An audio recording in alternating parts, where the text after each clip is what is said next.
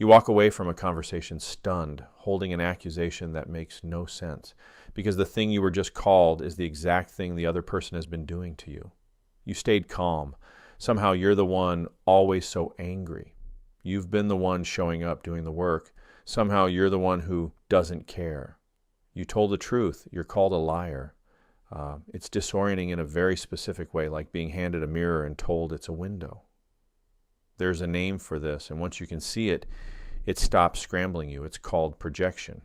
Today I'll show you how it works, how to recognize it in real time, and how to stop defending yourself against a charge that was never really about you.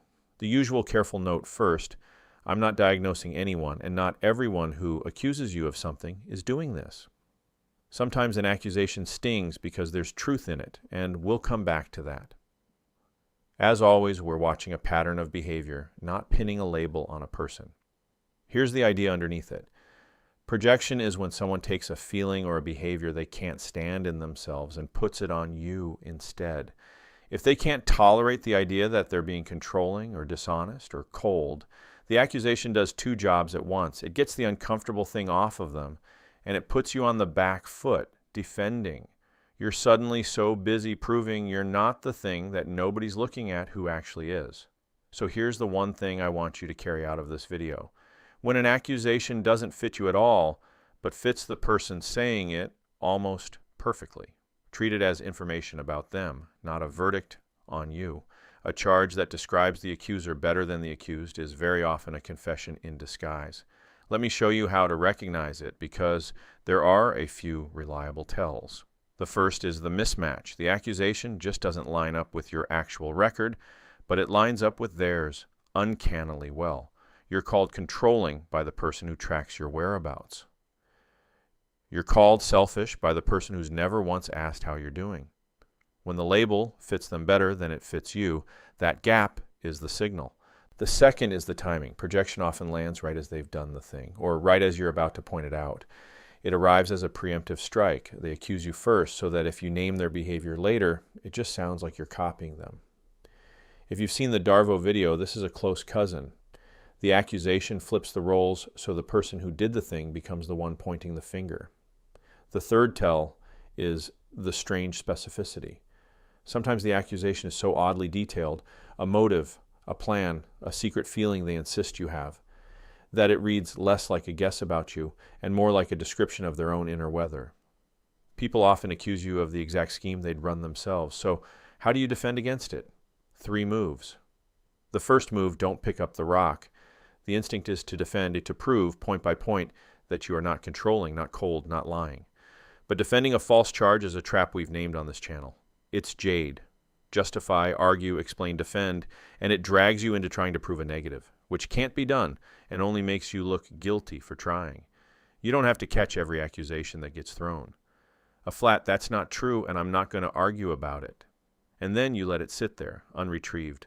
The second move, check it against your own record, not their claim. This is the same anchor from the gaslighting video. You know what you actually did. The accusation's whole job is to make you doubt that, to send you rummaging through your memory looking for the version where you're the villain.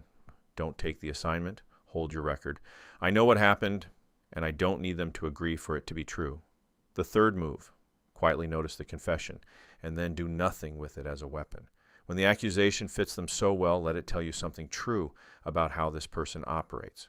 But we're a defense channel, not a revenge channel. You're not going to fling it back in their face or start a fight about it. You're just going to see more clearly and let that clarity inform how much of yourself you hand over next time.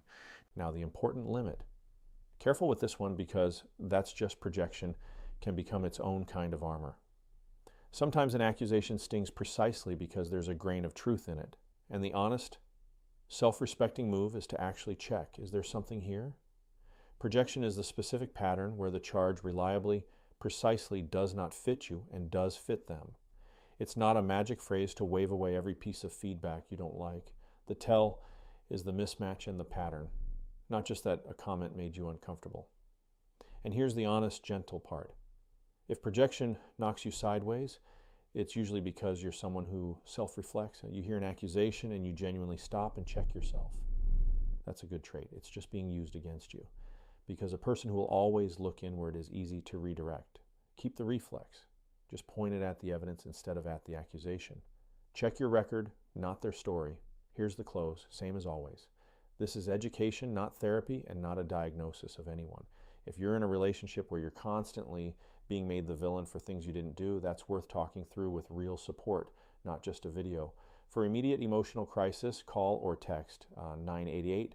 For domestic violence support, call the National Domestic Violence Hotline at 1-800-799-7233. Text START to 88788 or visit thehotline.org. So the next time you're handed an accusation that describes the other person far better than it describes you, don't pick it up and don't argue it. Just quietly notice you've been handed a mirror and hand it right back. What they accuse you of is often the clearest look you'll get at them. Next video, the standard that keeps moving. You clear the bar they set, and instead of being finished how you say, you find the bar has quietly been raised again. It's called moving the goalposts, and I'll show you how to stop running. Subscribe so it's there when you need it.